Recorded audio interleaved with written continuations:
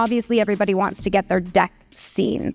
So I'm going to just have each one of you go down the line and share something that you love to see in the deck or absolutely despise seeing in a deck. You want to go ahead and start, Randy? Yeah, in the deck, I want to see reality. Okay, and when they show numbers, I want them to be able to back it up. Lots of times they cannot back up the numbers in the pitch deck. And then the other thing is I want to see bios on the team. Great.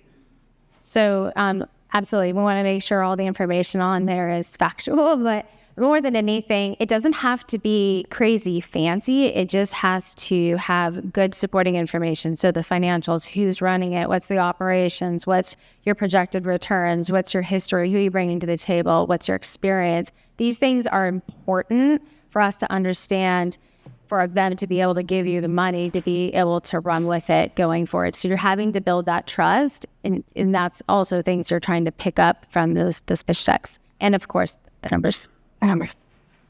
I subscribe to Marcus Lemonis, the people, process, product. And so the pitch deck should have, what is the product? It's amazing how many people can't describe what the product is. If you can't tell me what you're creating, what you're doing, and within 30 seconds, my eyes glaze, I'm over. Especially if there's math. I can't say anything either.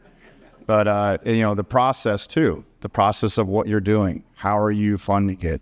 What is the actual result of what you're trying to create or do? These esoteric profitability numbers and esoteric ideas of where Proformas come in and play.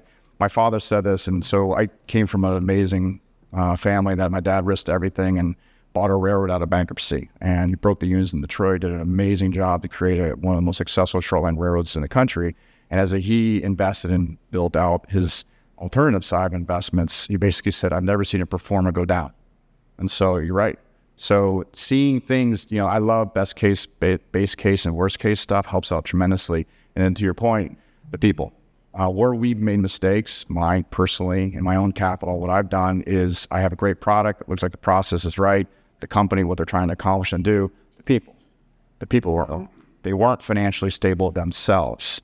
The company may be okay, but they weren't. And I talked to a couple other family offices, said, yeah, they do hire investigators and go through their own personal financials to see what's going on, because you don't want anything to drag them down as they're, they make, look, when you're desperate, you make desperate decisions. And if it's our money into a company, they're using that company potentially as a piggy bank or so. I have that in one of my companies now I got to deal with.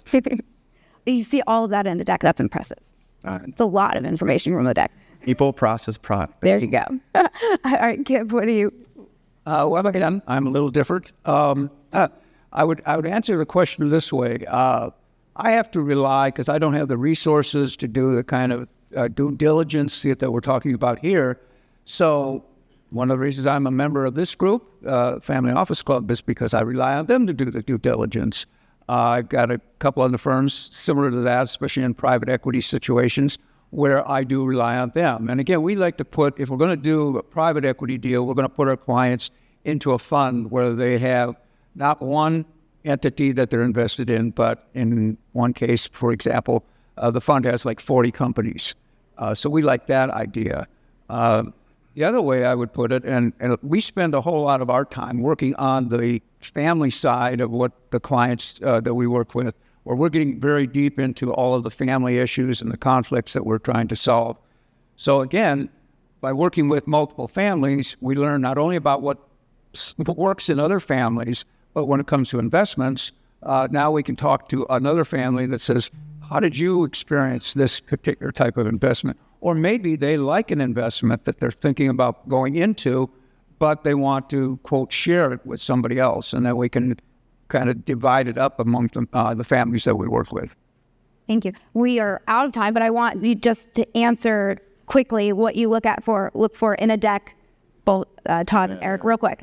Patrick took up too much time. So to echo what Patrick said, 99% of Proformas are, it's a beautiful sunny day every day of the week, and eventually it always rains. And when you're giving a Proforma and you're looking at growth estimates, how far over your skis are you getting when you're trying to grow? And if it rains and I show up at your door, I'm buying you for a fraction of what you were worth 2 years ago. So just a level of reality in the Proformas. Thank you. If it doesn't rain, there's no drought, or that's a drought.